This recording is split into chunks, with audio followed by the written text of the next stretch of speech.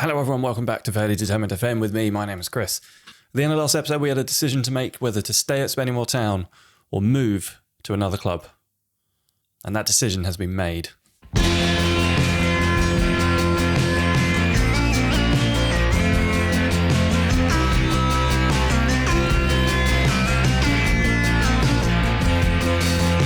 We are now the manager of Leyton Orient. So I was thinking on this quite a lot. I was thinking I wanted to stay at Spennymoor because we'd built that team up and I loved some of those players and they were really good. But also, this is the manager's journey and this move makes sense for a manager wanting to prove his worth further up the football pyramid. Just give a shout out to Camembert Run as well. Commented on the last video and really sort of put into words what thoughts were going through my head.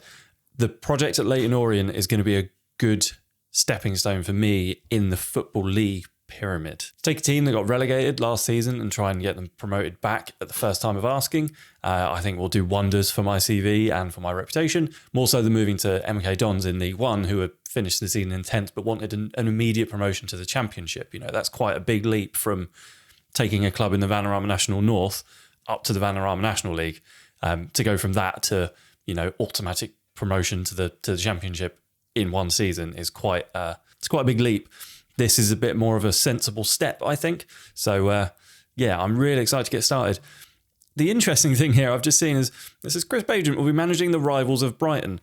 Now, I'm a Brighton fan, and I don't think we've got a rivalry with Leyton Orient. I could be wrong, but, we talk about Brighton's rivals. The one name that comes to mind is Crystal Palace, not Leyton Orient. Perhaps it's something from the past that's, before my time, but, who knows? So let's have a look at the club culture, right? So this season, they do want to win promotion back to the Sky Bet League 2, and I think that is achievable because we will be one of the better teams, I think, in that division.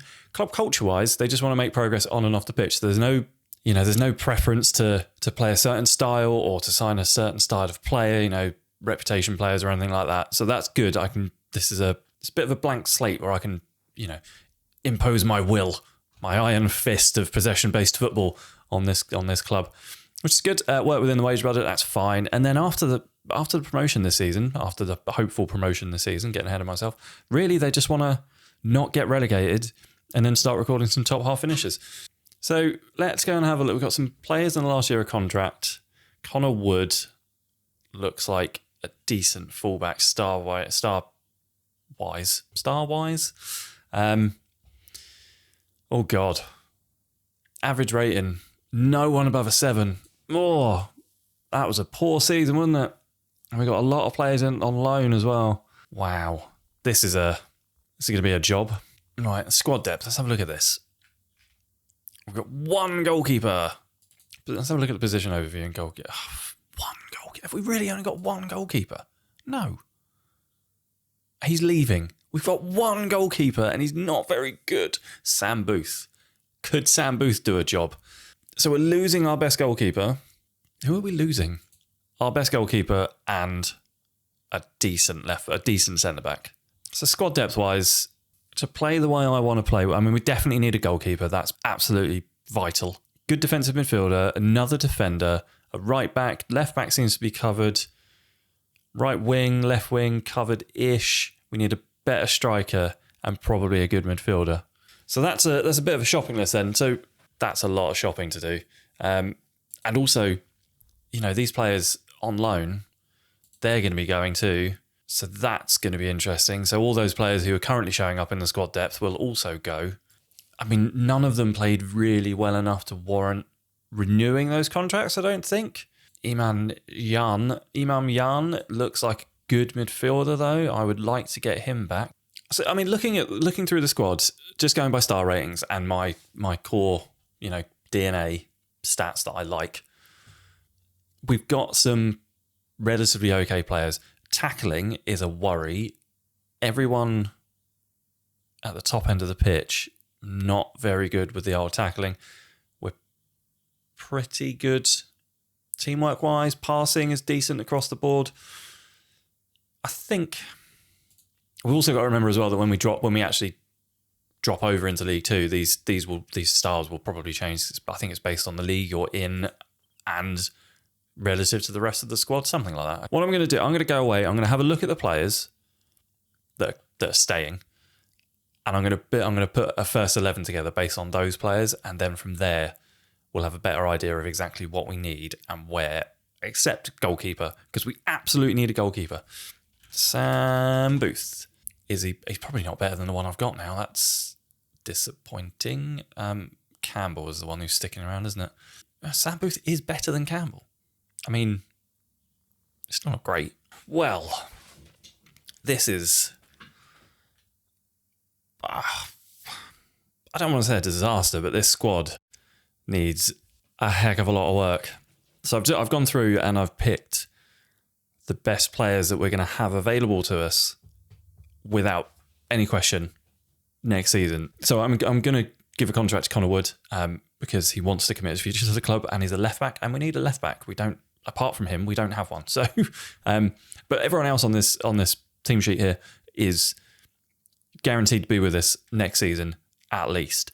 A couple of them want to leave. Vassell wants to leave, and we've got some players who aren't all that good in here. It's a bit of a mess. The midfield needs sorting. The goalkeeping situation needs sorting. We've got a lot of wingers, not very many strikers. I've just reoffered Joe Hugill. I've just attempted to re-sign him on loan because he's the best striker we've got. The 14 goals in 37 isn't great, but maybe in League Two he'll come alive a little bit more and get 20, 25, be that Frank Mulhern guy for us. There's a lot of work to do. And also, interesting, you have a look at the dynamics. Both of these players are leaving. Lawrence Figueroa is the goalkeeper and Omar Beckles is a central defender. They're both off.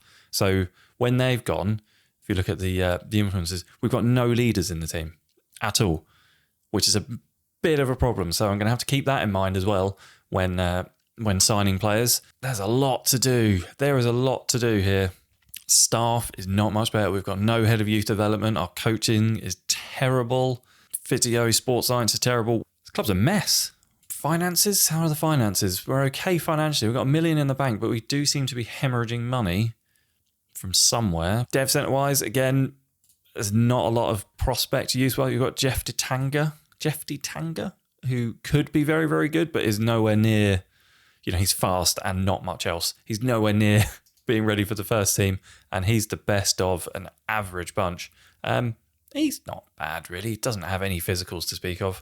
So there's a lot to do. There's a lot of players to sign. There's staff to sort out. Tactically, we're going to need something more than just this 4-2-4-3-3, I think. But to start with, the 4-3-3 is what we're going to go with because it's what we know. And it worked wonders in the National North, so it's going to work in League Two. It's got to, right? It has to. That's how Football Manager works. You can just plug and play tactics. No. How do we get on game-wise, actually? Blimey. I haven't seen a schedule screen that bad since I was manager of Schalke in the beta. Link to that series is in the description. Wow, crikey, Mikey. Who was our top scorer then? Was it Joe Hugill? It was Joe Hugill, and then goals chipped in from all over the pitch, but not really very many. Figueroa, how many goals? He's a good goalkeeper. Damn, that's such a shame to be losing him. He did concede 52 goals last season, though. It just seems like nobody performed at all last season. Not a single one of them.